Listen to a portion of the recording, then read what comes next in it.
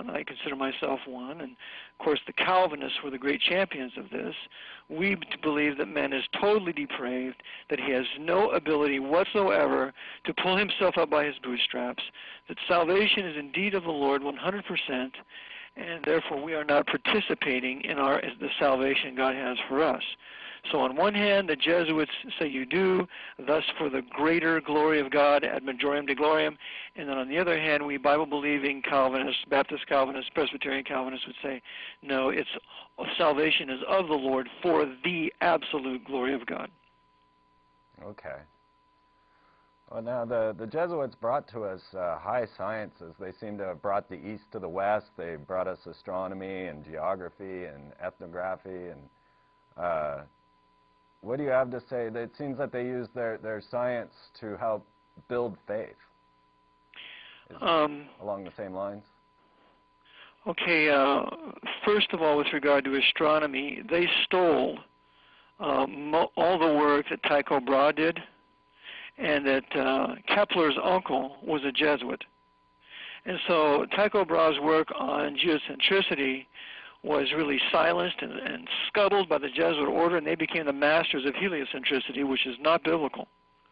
And so all the sciences the Jesuits have promulgated upon us, they've had to put forth some truthful science because of all the Protestant scientists and Calvinistic scientists that gave us, for example, Clerk Maxwell, who was the father of all theory of magnetism and electricity with his great Opus Magnus, magnetism and electricity. He was a Bible-believing Presbyterian Calvinist.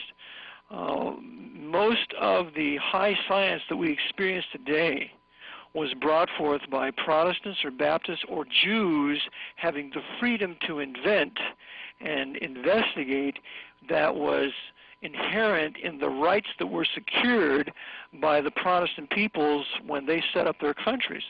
So the Jesuits did benefit from this, but then ultimately, as today, they have suppressed all the true high technology that began to be invented in the late 1800s and throughout the 1900s, so that we today are back in the dark ages with fossil fuels rather than gyroscopic power or electromagnetism. Okay, so they're the ones holding back the water car. That's correct. Wow. So as America progressed and we started to advance in our progress, as we would call it, when did this start to fall apart? Who were the players? Like, I know Stalin, Churchill, and Roosevelt were all Freemasons.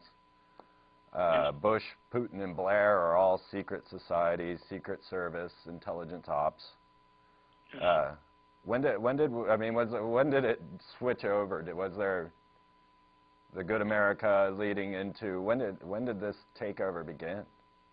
I show in my book that the Jesuits, when they were suppressed, when they were suppressed in 1773 by the Pope, one of the things they did was that they came to America, and of course they had already been here, but then they really started to come here, and they set up Georgetown University in 1789 for the purpose of gaining control of Washington, D.C., because Washington, D.C. was patterned after occult designs. Jefferson was involved in that. I believe that Jefferson and Franklin were both agents of the Jesuit order, as Papacy points out in his book, Rulers of Evil. But the Jesuits did not have control of our government. They hated our Constitution because it was a limited grant of power to the federal government by the states. And so they began then to undermine our country and our Constitution, and they considered the American peoples that were, for the most part, vastly Protestant and Baptist, to be heretics and liberals, and therefore condemned by the Council of Trent. So they had to begin to overthrow our form of government and then ultimately take away our freedom of worship as set forth in the First Amendment. So what the Jesuits did was they then fomented the War of 1812 with their King George III, and I show in my book that the Jesuits have controlled England since no later than the reign of King George III, all the way to the present day. And that with the War of 1812, God in his providence gave us deliverance through Andrew Jackson, who later became president, and he was the one who brought back who did away with the national bank, and who erected a protective tariff, which is all necessary for successful domestic manufacturers. So the War of 1812 was the first attempt to overthrow us by Britain, being nothing more than the surrogate of the Vatican. And then the second attempt was the war between the states between 1861 and 65, when the Jesuits used their high-level Scottish Rite Freemasonry on both the side of the North and the side of the South to foment the war and then to control the leaders of that war, so that the synthesis would be completely in the hands of the order, and that synthesis was Reconstruction, putting the southern states under martial law for 2 years until they would be forced to ratify the 14th Amendment, and the 14th Amendment reversed the origin and character of American citizenship, making U.S. citizenship paramount and state citizenship a privilege thereof. And so what they did was they created an empire on the ruins of what was once a Calvinistic federal republic. They created a Jesuit empire. And from then on, the Jesuits used America to fight the holy wars of the Pope, beginning with the beginning with the War of the Great Plains, the Indian War of the Great Plains for 30 years, when the Jesuits annihilated the native Indian nations using Philip Sheridan, who was the Roman Catholic general of the American Army, who said the only good Indian is a dead Indian.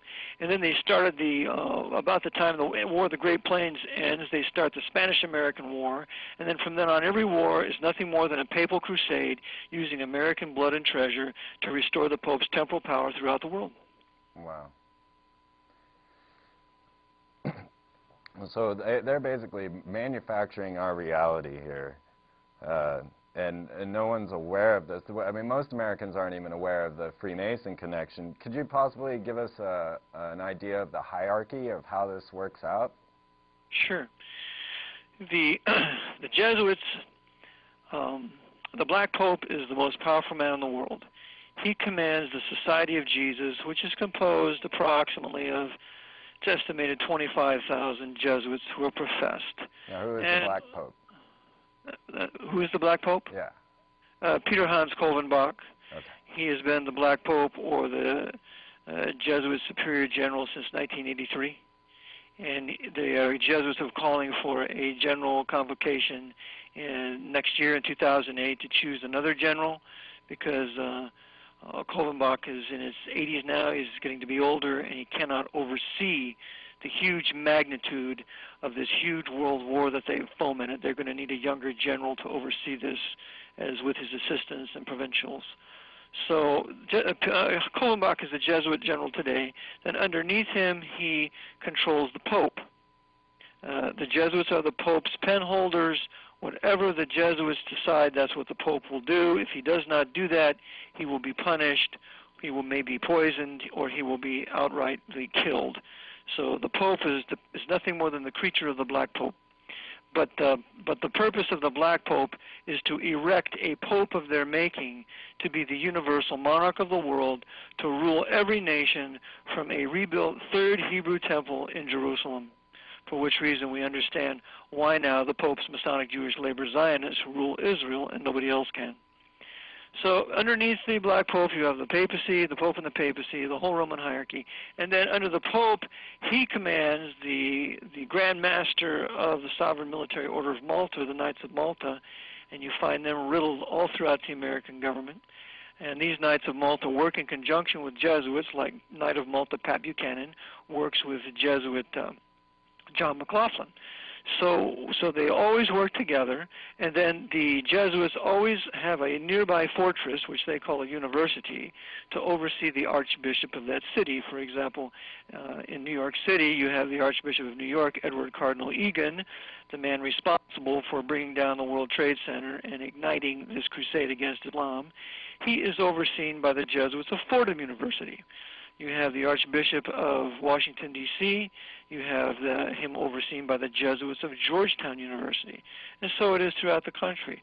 So then the Jesuit general, he also commands the high-level Freemasonry, which at one time was known as the OTO, also called the Palladium Rite, but the Jesuit general controls the highest councils of the 33rd degree of Scottish Rite Freemasonry.